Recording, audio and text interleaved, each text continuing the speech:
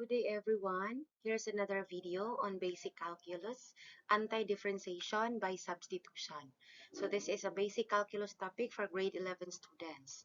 Now, what are our learning competencies or learning outcomes that we need to consider in this video? We have you will be able to compute the antiderivative of a function using the substitution rule, and of course compute the antiderivative of a function using a table of integrals. So how are we going to do? Okay, let's start. How or what is antidifferentiation by substitution? So it is in a form of f of g of x times g prime of x and can be transformed in another form by changing the independent variable x. So our function g of x here is our independent variable to u. So we have u is equal to gx, or the original function provided, we substitute it with u, and of course we also need to get the derivative of that particular function. So in general, antiderivative of g or f of g of x times g prime of x is equal to the antiderivative of f of u du. Now, to let you understand better on this particular condition, let's have an example. Okay, so for example, we have this. Okay, so for example, we have this given. Evaluate the antiderivative of the quantity of x plus 4 raised to the power of 5 dx. So x plus 4 here is considered as our g of x. Again, the function or the expression x plus 4 is our g of x. So we let u be equal to x plus 4. And of course, after that one, or after identifying or changing or representing u with a function, we need to get the derivative. So, differentiate x plus 4. Now, rules on differentiation. In differentiating a variable, the value is its numerical coefficient. In differentiating a constant, constant is always equal to 0. So, that makes it du over dx is equal to 1. Thus, we need to get the value of dx. It's because it is included man in the substitution. So, evaluating this one, so we try to multiply the denominator to the constant. So, dx times 1, that is dx. So, that is why du over dx is equal to 1 is also equal to dx or is equal to du. So, now that we have the representation for x plus 4 and for dx, we can now proceed to substitution rule. And that is antiderivative of u exponent 5 du. Now, how did we get u exponent 5 du? From the original given, we try to substitute x plus 4 with u. That's the representation that we created here. Next is dx is equal to u. That is also the equation that we were able to create when we try to get the derivative of the function.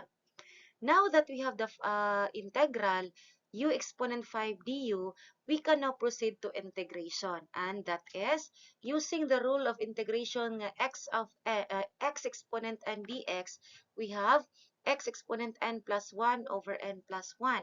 So which means the antiderivative of u exponent 5 is u exponent 6 over 6. Now, how did we get u exponent 6 over 6?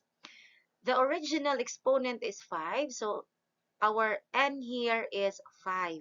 So 5 plus 1, that is how we get 6. The same as with the denominator, 5 plus 1, and that is equal to 6. Of course, our variable x is we have our u, and that is, next is plus c. Now that we have the integral of the given, this is not yet our final answer. We need to substitute back the original function. So originally, the function is x plus 4, or the value of our u is x plus 4. Thus, we need to substitute x plus 4 to the variable u. So instead of u exponent 6, that is now the quantity of x plus 4 exponent 6 over 6 plus c. So that is now the integral of the original function. Okay, this example is somewhat basic rin siya. So this is a very common example of integrating by substitution. Now, the second example that I will be providing is ni-level up siya gamay. Now, let's have this one. So now let's proceed to our second example. For our second example, we have evaluate the quantity of x to the fifth plus 2 raised to the power of 9, 5x to the fourth dx. Now, how are we going to evaluate this one? So we are going to make use of the concept of substitution rule. We let u be equal to x to the fifth plus 2. Now, if there are already two expressions involved, usually how are we going to identify what particular expression ang kinahanglan or needed to be substituted with u? So usually we try to use the expression with a higher degree. So when we say higher degree, meaning it is the expression with a higher exponent. So since x to the fifth is higher than x to the fourth, so we try to use this one. Next, since u is equal to x to the fifth plus 2, then differentiating that one, we can get now du over dx is equal to 5x to the fourth. Now, how did we get 5x to the fourth? Rules of differentiation. We have bring down the exponent, then the exponent minus 1. So, actually, that's the shorter way that I gave to my student. Bring down 5, then 5 minus 1 is 4. But we are actually following.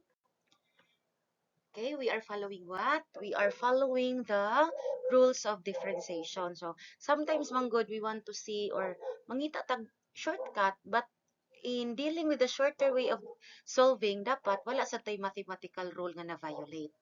Next is we need to get or locate this particular expression, 5x to the fourth dx. So this expression, we try to cross multiply. Okay, cross multiplying this one, this expression, 5x to the fourth, is understood to have a denominator of 1. So du times 1, that gives you du, and 5x to the fourth times dx, so 5x to the fourth dx. And luckily, we were already able to locate the expression that we need. So now that the substitution process or the terms that we need are already there, then we proceed to substitution. So thus, the expression now is equal to the antiderivative of u exponent 9 du. Now, nganong nahimo or what makes it becomes u exponent 9 du? So let's go back. We try to represent x exponent 5 plus 2 with u and 5x to the fourth dx with du.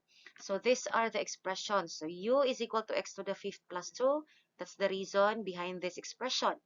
And we also have here du is equal to 5x to the fourth dx. That is also the expression behind that substitution process.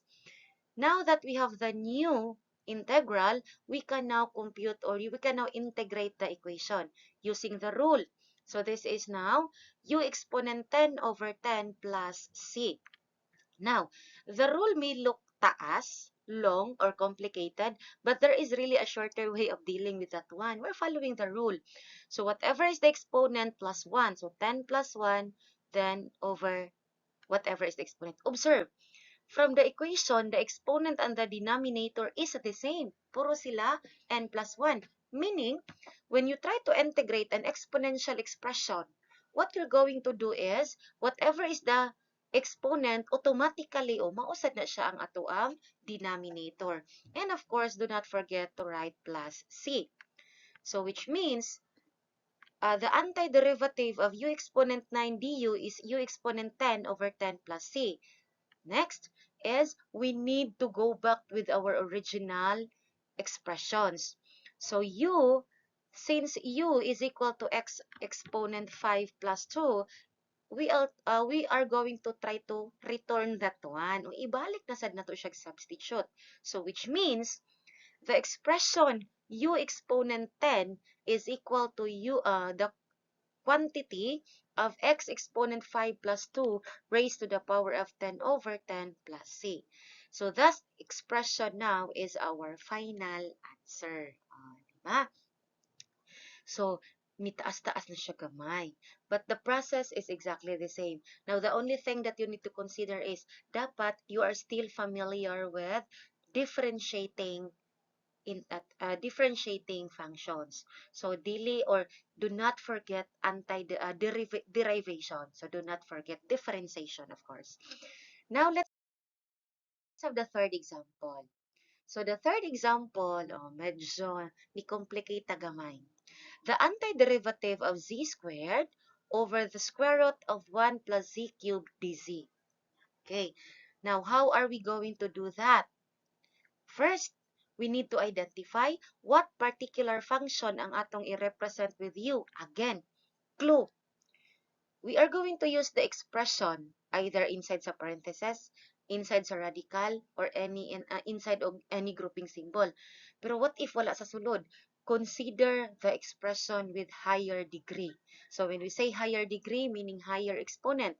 So between z squared and z cubed, then we can have here 1 plus z cubed as our u. So let u be equal to 1 plus z cubed.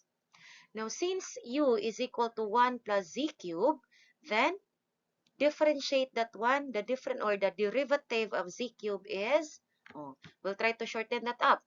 Or bring down 3, then 3 minus 1 is 2, so which means du over dz is equal to 3z squared.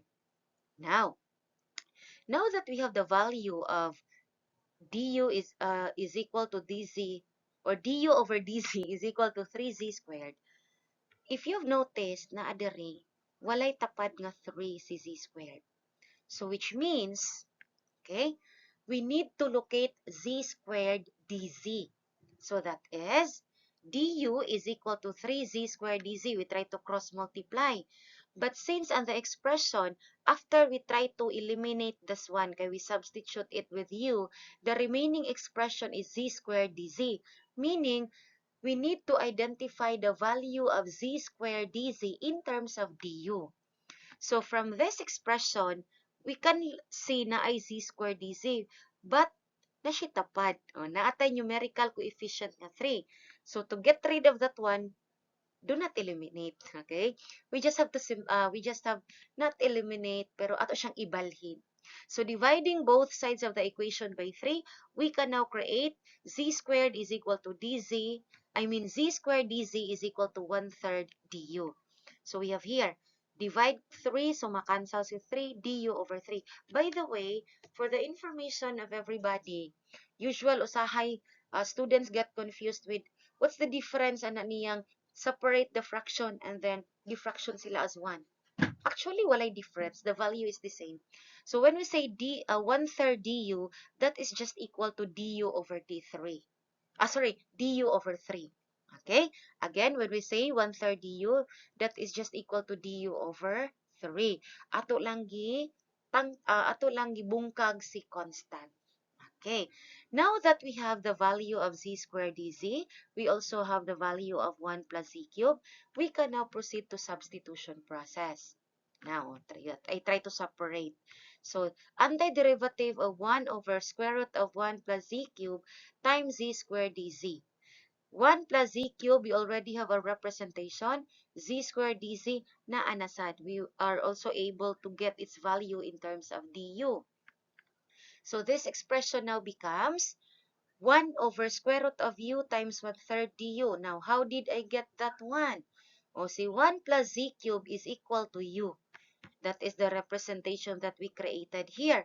Now, z squared dz is also 1/3 du. So, from this expression, u du na lang ang hibilin. Next is, square root of u is actually equal to u exponent 1/2.